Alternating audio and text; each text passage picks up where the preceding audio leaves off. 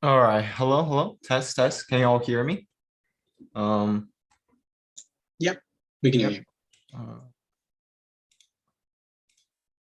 all right. Okay, okay. So just a minute or so. We'll get this started. Okay, let me set up some stuff as well. Make sure everything looks good. Okay.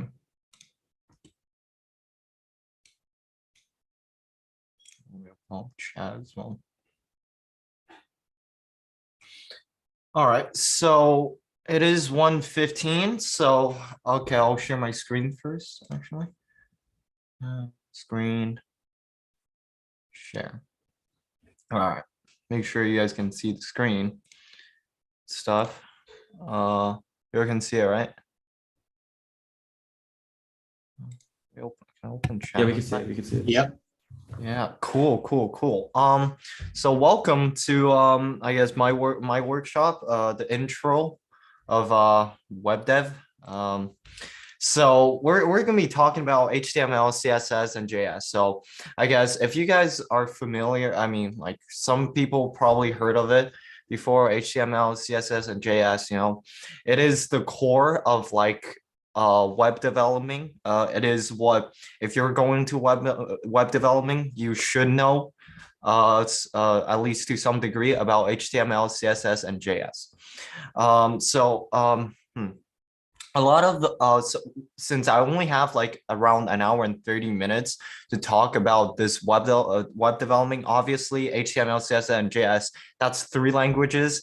We're probably not going to go very in depth about everything, and so I encourage you all after my lesson is to go online. There's a lot of good YouTube tutorial if you really want to dive into web development. Because in my opinion, when you guys talk about computer science, at least if you're going Massey, you're at Massey, you do like these computer science courses. You all know that it's not really like kind of I guess creative where you make games and stuff. You never learn about websites and stuff. So I feel like and also like website, it's a huge part of computer science major jobs as well. So it is pretty important for y'all, I think, if you want to really serious about web, like just get into, I guess, the coding space in the future workforce, to learn about HTML and CSS and JS, because it will come in real handy in the future if you want to really getting a job, like kind of like Microsoft, whatever. Right. And also it is the creative part of like kind of like coding. And one of the few reasons why I love coding is because of the creativity. That's why I really, really hate competitive programming.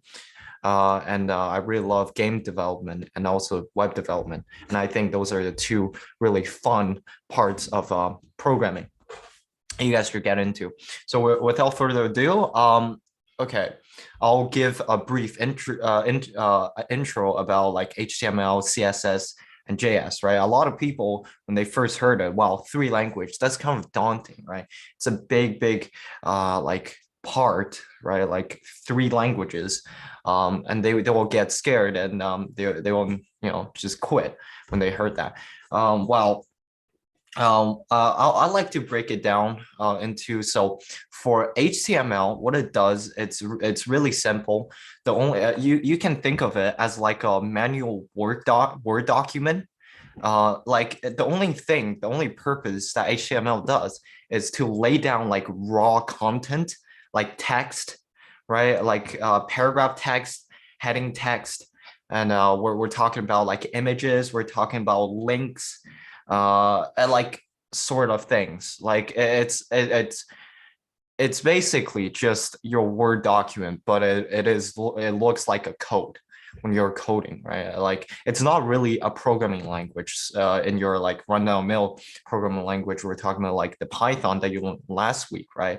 Where like you have variables where you can add them, you have for loops, you can have if loops, I mean if statements. Yeah, so those things doesn't exist in HTML and also CSS, I'll talk with y'all later about. So they're called markup languages. So they're not really programming languages. And yeah, so HTML, quite simple. And when you learn about it, yeah, you'll know it's really, really simple. So CSS, well, y'all might be wondering, well, there are lots of websites, there are cool colors, cool stylings, cool placement of everything. So what really does that? It's CSS. So CSS, the SS stands for style sheets. So it's essentially another markup language. It's not like, your Python where, yeah, it has, well, it technically does have variable. It doesn't add an if loop or like, for loops.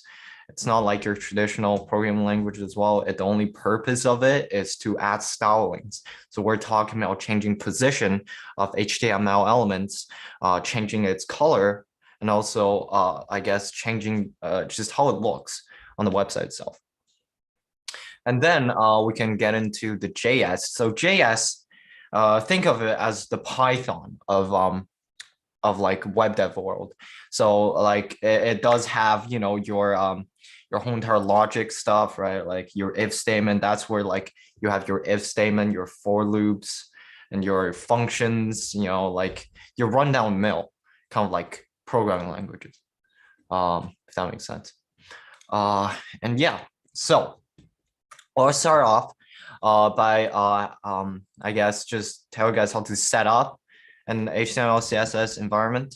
So what I like to use, so there are two, I guess, a beginner friendly environment, right? Like there's something called codepin.io, and don't worry about these. These are my past like stuff that I want to do.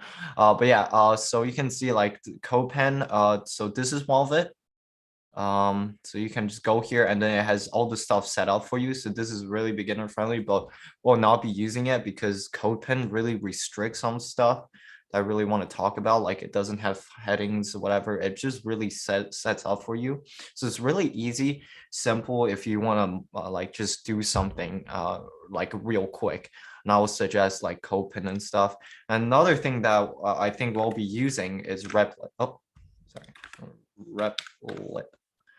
And yeah, so Replit, it's a free like it's really just a very, very powerful environment in my opinion, and it's just getting better and better. But yeah, I don't know if you guys did this last week, if you guys did use Replit, but yeah, I really like Replit. And then so when you go Replit, how we're going to set it up is we go to template, and template, there should be HTML, CSS, and JS. You just click on it. I just like do workshop, and I'll just make this. It creates, and yeah, and then it will set you up real quick, and we'll run through what these are all about. Don't worry, I'll talk about them. And yeah, okay, so yeah, so just with the click of few buttons, you've essentially created your environment for HTML, CSS, and JS. So that's really, really cool. And you also have this space where you can run and you can test out how it looks like, which I really, really think is super cool. Obviously, you're not going to be using Replit for your whole entire life. Hopefully, if you go to like a place like real workplace like Microsoft, you go over there and like, hey folks, who uses any Replit folks in here? Nobody's gonna raise their hand. So yeah, and I'll be using something called a WebStorm. So this is like my go-to IDE for these things, just because I love it. It's simple. I've been using the whole entire thing for a long time, and you can use your Visual Studio Code and stuff. That works too. But for the beginners, I just highly recommend just setting up the Replit. Like you go to the template and you create it, and it has everything set up for you, and you don't have to really worry about it because this is intro to web dev. Okay, so with that being said, let's jump right into I guess HTML.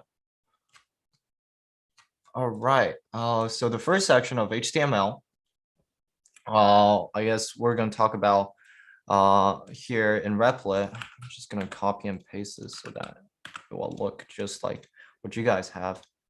And I'll also have script.js real quick and just make sure I have the same exact environment. Styles, CSS file. All right. But yeah, for you guys who don't know, oh, it's called style. Sorry. Factory rename.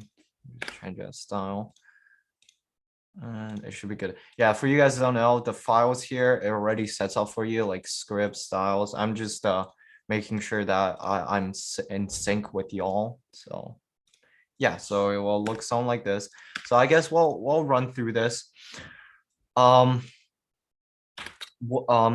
I guess first thing I like to talk about is HTML elements.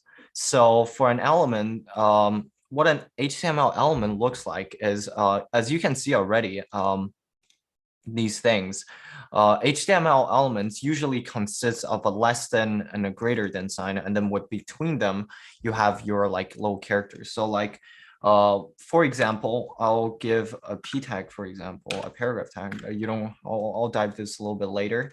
So a p tag, what it does, it's essentially just this is an HTML element, and then you can say hello world. Yeah, so the p tag you can see here, HTML elements are really broken down into three components. So we have the beginning tag, the opening tag. So there is the less than, and then greater than, and then in between, it's the name of the HTML element. And then you're gonna also see something called like over there that looks kind of similar to the opening tag, but with a backs or forward slash to it. So what this is called, it's called the closing tag. So this is how HTML knows that while this is opening, this is closing, in between, it's gonna be the content. So in between, it's gonna call it's called the content of the HTML element. So this is how HTML knows, okay, so this is the opening tag. I'm going to read over here until this ending tag. And then whatever I read here, I'm going to say this is the paragraphs element, the p tags element. So yeah, so a lot of HTML elements, it's going to follow this scheme. And you can see this is the script tag. I mean, script element or tag, I use that interchangeably. So script element, and you can see there's an SRC. I'll talk about that as well later. But you can see how it's just, there is a backslash there. I mean, there is a forward slash for the ending tag. And then there's no forward slash usually for the opening tag. And then there's less than equal, less than greater than sign. And then in the middle, it's gonna be the name.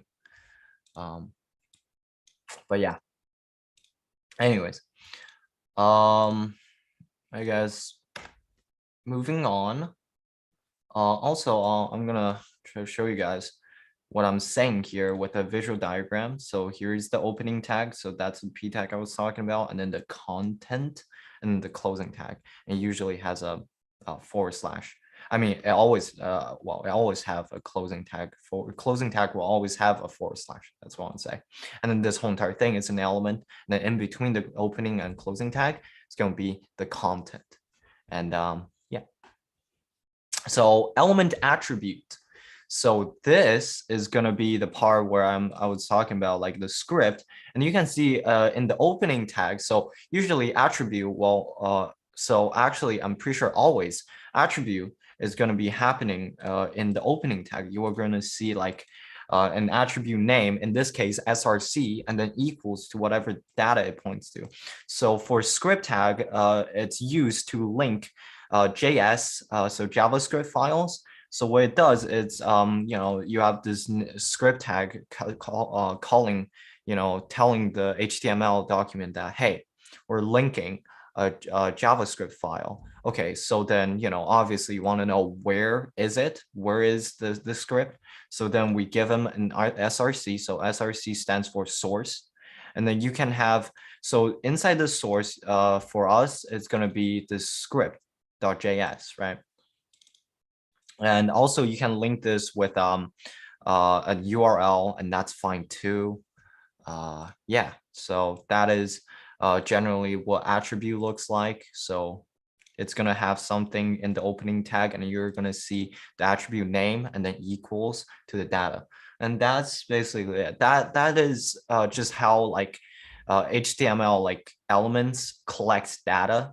If that's like, it's like kind of like parameters for your like Python functions that you learned last year. I mean last week. Like just it's parameter for each HTML element. You can think of it like that. And there's some like I guess common HTML like you're commonly gonna see something called ID equals, and then whatever the data is, right? We can say example.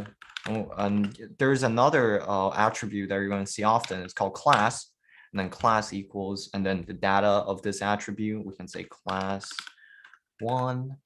And yeah, those are some stuff that you're going to see commonly, like attribute. There are IDs and class attributes, and those are really, really common.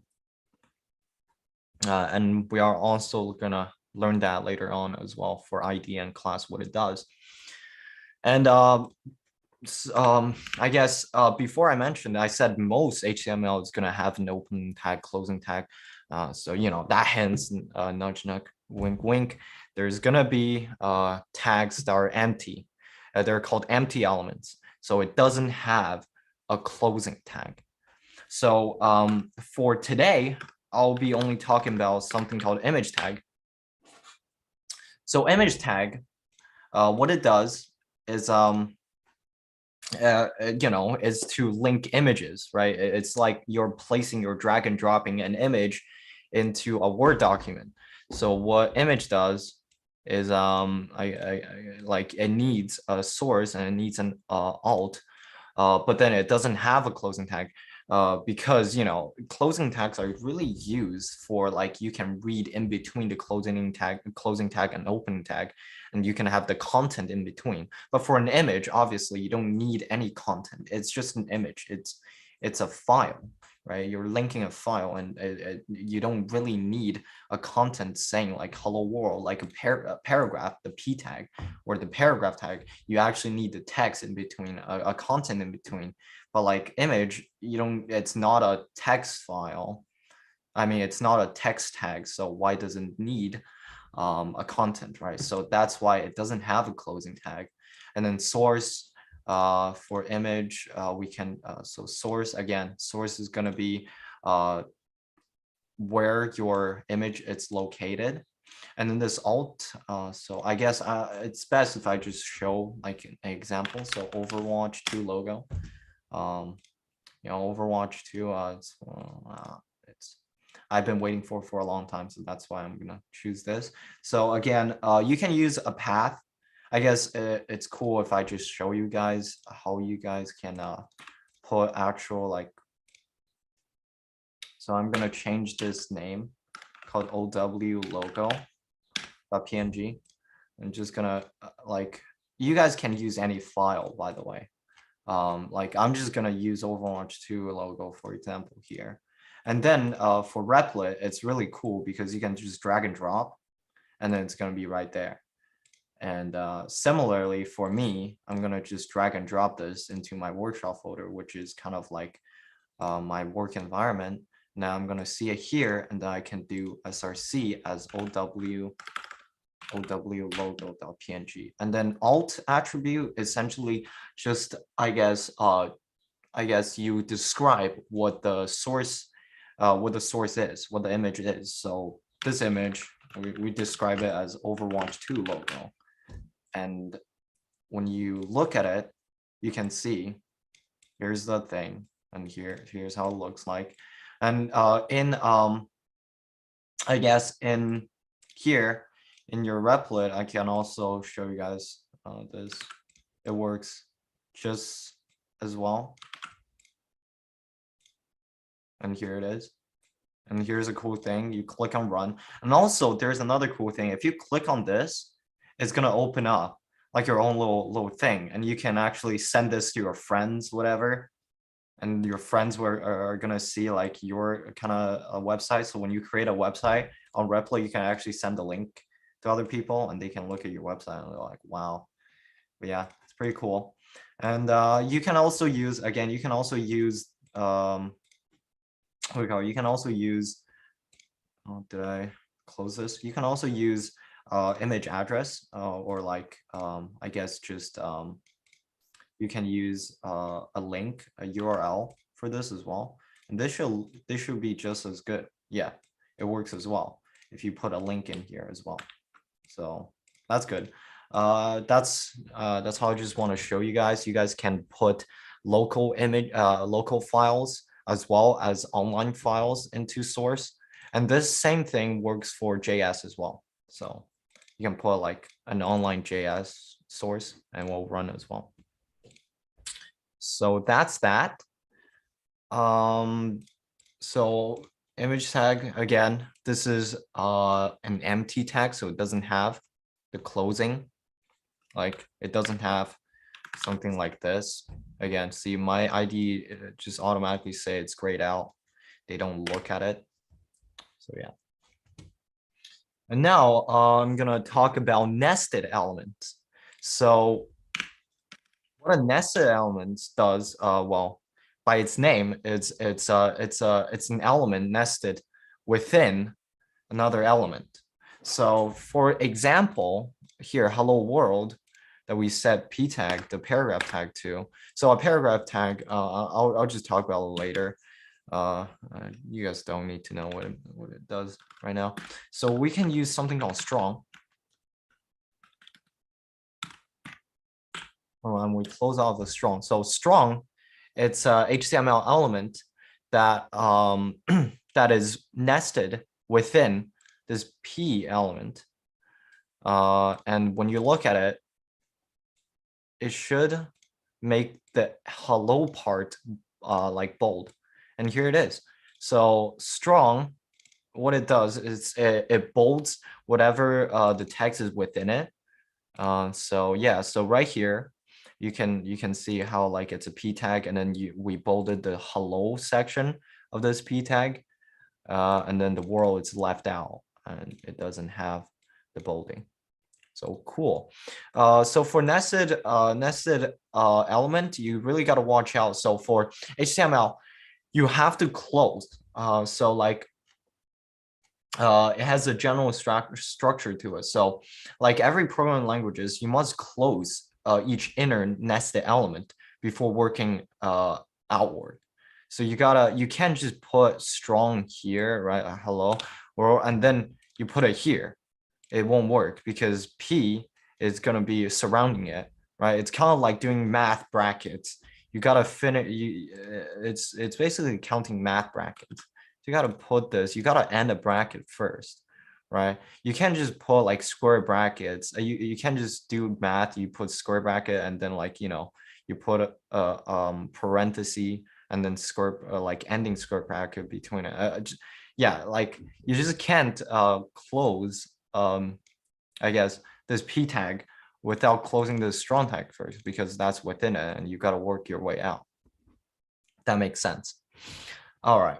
Okay. So I'll talk about the general structures, right? Like, I just tell you guys, hey, just like, hey, do this, do that, right? Like, obviously, you guys don't know why this whole entire thing, why is this here, what it does, right? What is this head?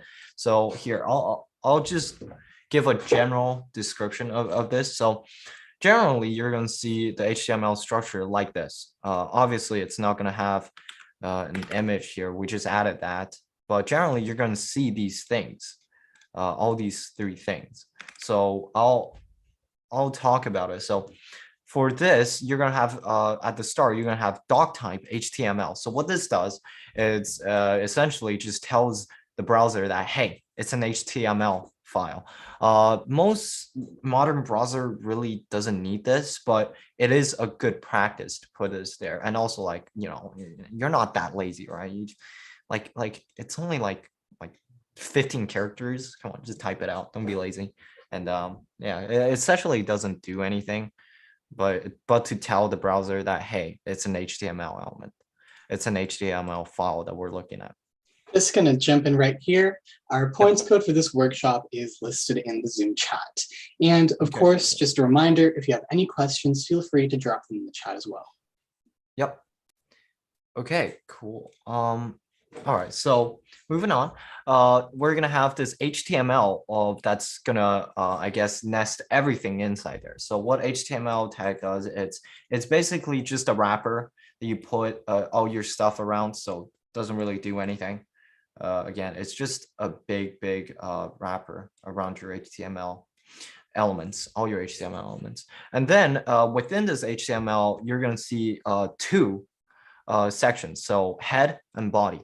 Body is going to be all your content. So all your images that we had, p tags, paragraph, like say hello world, all your text in. So these are going to be happening in your body. So these are the content of your HTML, your website. It's all going to be happening in your body. And then your head, that's where you're going to like describe what your website is. So this is a general, like kind of like a initialization of your website kind of thing. Like your browser is going to first look at this, and also like search engine like Google, it's going to look at this mainly head first. So in head, there's generally only going to be, I guess, I'll talk about there. So generally there's going to be four stuff you can put in head. So first of all, there's going to be the meta tag. You don't really need to know what these does. Meta tag, very confusing stuff. Essentially what it does, it's there are snippets of text that describes a page's content. So this is what like browsers going to look at. They're like, oh, okay, so this website is going to look like this. This website is going to use this char set. You guys don't have to look at this. I don't even know a lot of meta tag. I have to search up every time then to use like a specific meta tag. And it's all listed. So I have linked stuff like a link of meta tags that you can see in workshop. I think it might be posted somewhere. If it's not posted, I'll post it later. But yeah, I've put a link to it, and you can look at it. Actually, how about we just look at it right now. So this is the meta tag, and you see there are a lot of stuff like you don't really need to know. Basically, this is not important for intro. So yeah, I just want you guys to know that it exists, and yeah, and then you're gonna have this title tag. So the title tag is gonna be what it's called. So on top, on the actual like Chrome tab, you can see it's called Replit. So this is what title does. You can say, hey there, and it's gonna say, hey there, and that's essentially about title. And then link. So link is gonna be how you link CSS elements. So what it does is, you can see there are two attributes and a type. So usually I don't really care about types sometimes, but yeah. So a link tag, I usually actually put it like this as well. But you can put it like this. So this is a short form. We call it a shorthand, but I usually just put it like that as well. But this is just essentially a shorthand. It doesn't really matter. Yeah, both ways work. So what link does, it's takes in two again attributes. They're called attributes, right? We've learned that. I've explained that. So href, again, this is like source. This is like src. This is going to tell you where your CSS styling is at. So for us, it's going to be in our local dependency or local folder within this text, within this index.html, a sibling of this index.html. We're going to have this style.css file. So then we just put style.css. And then rel tells you what type of linking we're linking. So we're linking a style sheet. So then we put rel style sheet. So this is the type of link we're creating. And link, most people just use it for style, for linking style sheets. So for linking CSS files. I've never seen people use link for other stuff, at least. And yeah, it's mainly for CSS file. I think it also links like font, custom font, which you guys can dive to by yourself later. And yeah, let's move on to, I guess you can put script tag as well in the head, and that works fine as well. But mostly, I suggest people just put it in the body tag, and it also avoids some like wacky stuff as well. So I usually just put it in body tag, but you can put it on script tag works. Some people does that. And I just feel like generally if you put it right like at the end of the body, right before the body closing body tag, it avoids sort of like weird problems that you're going to be experiencing, which is I guess pretty cool to put script here. Just like, yeah, just take my word and just put script linking here. And we talk about script links the JS file, and then it takes in source attribute and tells you where the script's at. So that's cool. And inside the body tag, so body elements, usually it's split into two elements. You're gonna have the text element. So those are the elements like when I'm talking about the paragraph tag, the p tag. So that's a text element.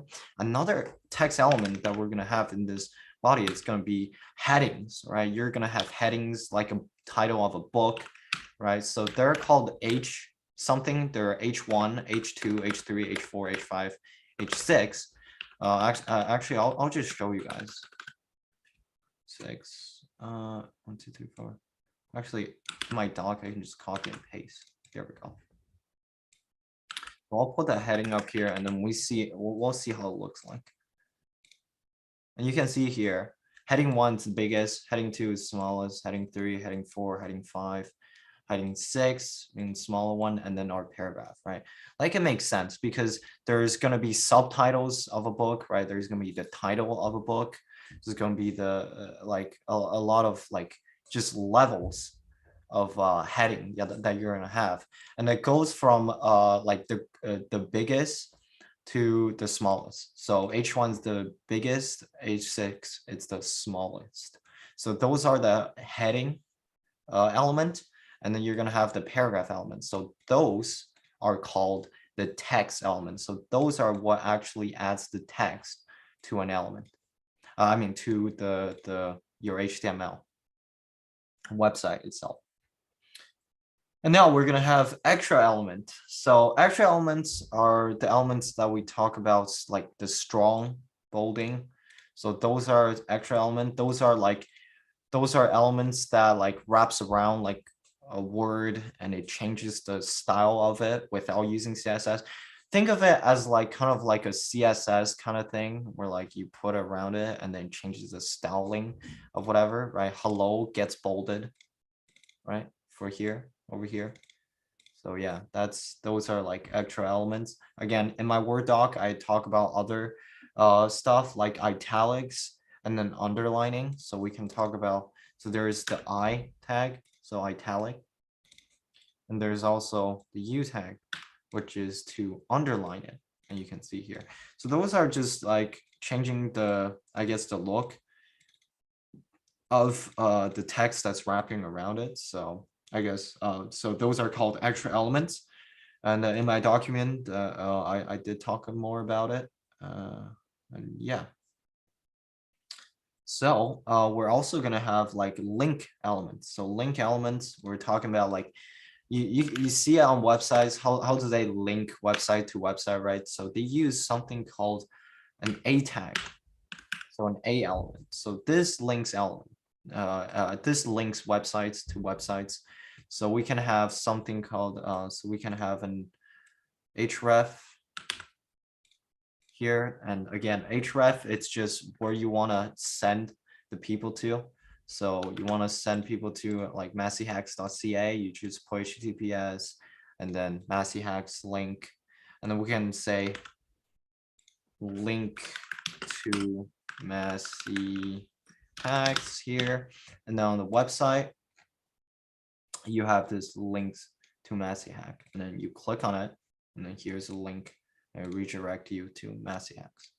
And yeah, that's pretty much it about the A tag. And then the image tag, We talked about it beforehand. We don't need to go through this. And then I guess here's the big thing. So organizing stuff with div. So what is a div? So a div, it's essentially just a wrapper. It does nothing. It's kind of like the HTML thing. It does nothing. It's kind of like body. It does nothing to the overall look of your stuff. Actually, it does nothing, essentially. So if you just put P in here, like all these stuff in here, it won't change the look. See, it refreshed, it doesn't change anything. So people might ask, well, why is this useful then? It's useful when you think about like you can like group stuff together, right? You want to group, you don't want a big, just one big mess of a website. You wanted to organize it in a good, cool way, right? Like fashionable way that you can read, people can read, you can understand, and also just easy to work with. Like for example, I have this already set up.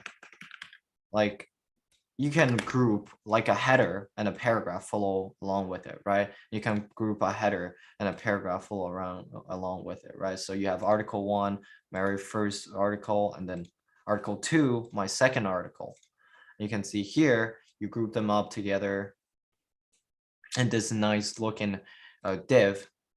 And it's gonna make your life easier in the future of styling, and I'll talk about that later as well. Yeah, so that's just grouping. Again, if you just pull all these things out and without the div, it's gonna look exactly the same. So it doesn't change the style of these things. And now let's talk about important attributes. So I did talk about IDs and classes. So I mean ID and class.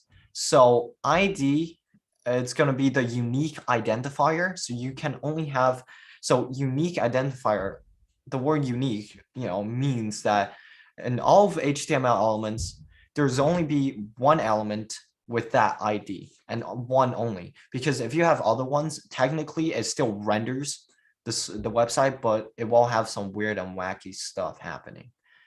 But yes, and class, it's another I guess another attribute that allows you to identify an HTML element. So a class, unlike IDs, you can have multiple class for an element. So you can have class 1 and you can also have a class 2, and they're separated by a space. So you can have class 1, class 2, and these classes can be applied to a lot, like any HTML elements. Like you can just slap a class of class 1 in there, slap a class of class 2 in there, and will work fine. And then you can also, for here, we can put class 1 and class 2 together, and it will work. And also you can put unlimited amount of classes, by the way. There's probably a limited amount, but like it's probably going to be very big that you're not going to be even bothered by it. And yeah, so I guess that's overall about HTML. Again, nothing much to it. It's essentially just putting text in the thing, right? It doesn't have any styling. That's HTML for you. I told you all, it's just a manual way of, I guess, Word document, a manual Word document. And yeah, let's get into CSS now. For CSS, similar to HTML, CSS is also a markup language. I told you like before, I did talk about like it's only a markup language for the styling of your website, right? Obviously, our website right now looks hideous, looks garbage, right? Like we need to change that. We need to like put some pizzazz into it, right? So how we're gonna do that? First of all, like we want to change, like I guess article 1, or actually we'll just use this p tag. Okay. So we want to change this p tag, this hello world p tag here. All right. Like how we're going to do that. How can we select only this p tag, right? Like we want to only change this paragraph element. So how we're going to do that is we're going to go to styles. So we're going to use something called selectors.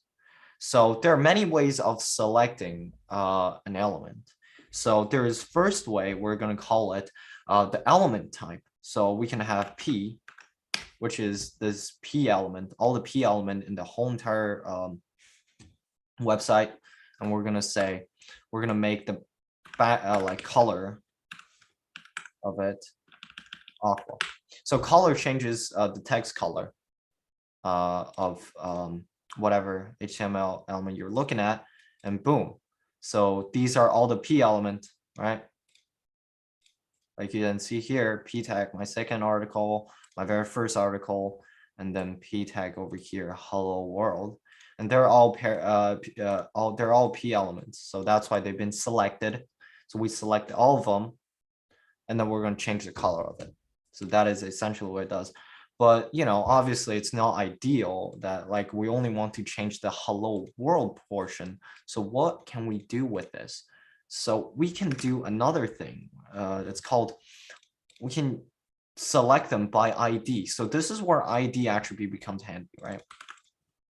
So how we're going to select ID is we're going to put a hashtag and then the name of the ID afterward. And then this is going to select that element with only this example, the element with the example ID, or in this case, it's just hello world. And we can change the color of this to, I guess, purple, let's say. And this is going to change to purple, but like these are going to stay aqua because we're still selecting the P tags. And we're going to change all of the P tags into color of aqua. And so you can see these are still staying aqua, but this hello world with the ID example is going to change the color of purple. So cool. So also another way of doing of selecting again is to use class attribute. So class, you can have class 1 here. Actually, we can change the class of this div. We can change class to class 1. And class 2, I'm just giving this div, and then we can change this new div with class 1 and class 2. So we're gonna have these 3 effects. So yeah, let's go. All right. So to select a class, right? What you have to do is you have to do a dot. And then whatever the class name is. So if we're going to do class 1, we're going to select all the stuff with class 1. So in this case, it's going to be div, this div, article 1 div, and then this article 2 div, and also this P tag with hello world. So that's what we're selecting. And we're going to change the color of these. So these to, I guess, one change to blue violet. Sure. Let's put that here. You can see these changes color again. So for a div, you can see here, what it does is it applies styling to everyone in here, inside here. So for article 1, the color has changed to blue violet, but the P tag stayed the same. So you might be wondering, why is that? Again, remind you all that we have set the P tag to have a color of aqua, and that's very specific to these things than like this div tag, which is inheriting. So these H1s inheriting the value of color of this div. And just for example, if we don't have this here, it's going to change everything to have the same color, like in this div. And you can also see why hello world stayed kind of purple color, not blue violet. Well, there is a hierarchy to how you can select stuff. So an ID to select with an ID is at the top of the priority. So you can't just use a class to change the content of that you set up with like an ID. So in this example, we set it to purple, but then in class 1 went on set to blue violet, and then a CSS like, hold on a second, ID is more specific, so we're going to use ID's attribute in I guess CSS property instead of this class 1. So that's what happened to hello world, and you can see we use the ID example, and also it has a class of class 1. And you might be wondering, well, how can you combine class together? So this is where we're going to put class 2 as well. So we're going to select class 2. And instead of using or changing the text color, we can change, let's do the background color. So we can change the background to aquamarine. Sure. We can change it to aquamarine. So all the background of class 2 is going to have an aquamarine. And here you can see this is an element, and then it gets changed to this aquamarine background. And you can see here, the one with the class 1, class 2, article 2, it will have the attribute of, the CSS property of class 1 and the CSS property of class 2.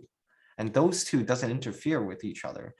Something actually happens if you change them with, if you change the color as well to something like, let's say beige. What happened is it will change to beige because you can see how we set up class 1, class 2. It's going to read class 1, and then it's going to read class 2. So it's going to override whatever you put in class 1 with class 2 if it has the same CSS property. In this case, we're changing the text color to beige with class 2. So it's going to override the property you mentioned before of class 1, where like you change it to blue violet. If that makes sense. Yeah. So I hate to break you off there, Eston. We are reaching the end of the time for our first workshop for today. Thank you so much, Eston. We're going to now proceed into our activities.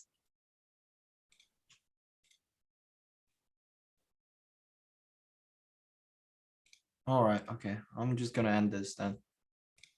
How do I do this? Stop sharing.